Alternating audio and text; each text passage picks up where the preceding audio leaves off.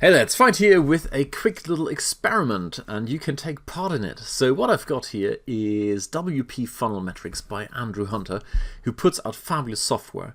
I have to say his software is usually too good to be true. It's kind of, he sees a problem, he solves it, and never thinks about the bigger market. And the way this is marketed here is as a product that can help you optimize sales funnels, i.e. identify bottlenecks in your sales funnel. And of course, it's kind of being promoted in the JVZoo world. And in the JVZoo world, not that many people have a sales funnel. So I looked at this and I love his software. He has great support. This stuff actually works. So I thought, I want to find out if this now, instead of just being for sales funnels, can be used for doing some kind of combinations of like a pre-sales page with some kind of sandwich page combined with an opt-in page and the thank you page without having to do any selling at all. So you get people to sign up and then do the selling through the email. Because if you could do that, this would be a fantastic plugin pretty much for anyone who has traffic coming to their site, because you can now find out where the bottlenecks are in your funnel and then go and eliminate those. So with that said, let's go to the experiment. So what I've got here is I set up 4 pages. I'm going to show you them one by one. First page is basically, you're going to get to this page. If you want to take, well, you're now on this page, all right? At the moment, the video is not here. I'm going to stick that in there. And what you see on this page is basically at the bottom, there's a link.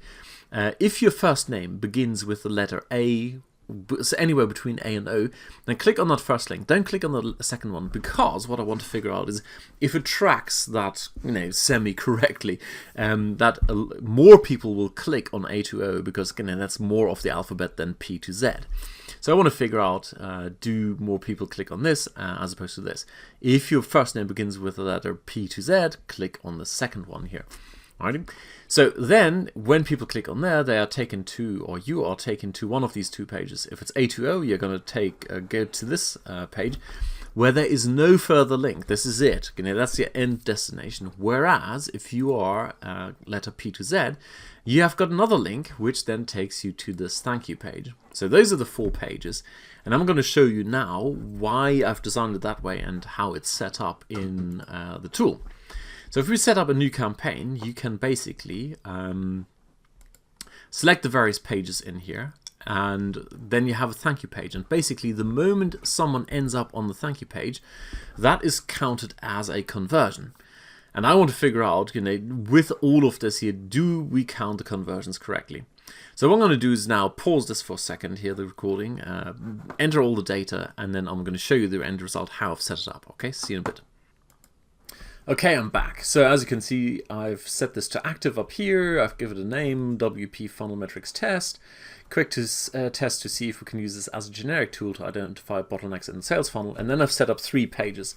So the first one is, of course, the page you're on. That's the video review page. The price is 0, so there's nothing to buy here. So if people buy, it's still 0.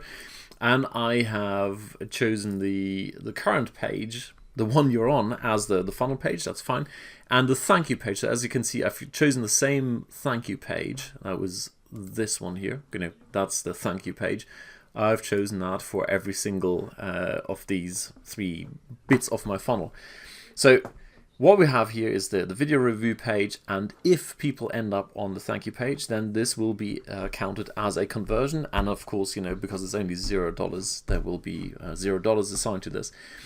Then those who go click on A2O, they will be taken here, and that's basically, as you can no, you can't see it. Well, I'm not. I've chosen the right one. Okay, I've chosen the A2O conversion page, which is this one here, A2O. And then again, thank you page, and this P to Z, and again, this is the P to Z page, which I think is this one here. All right.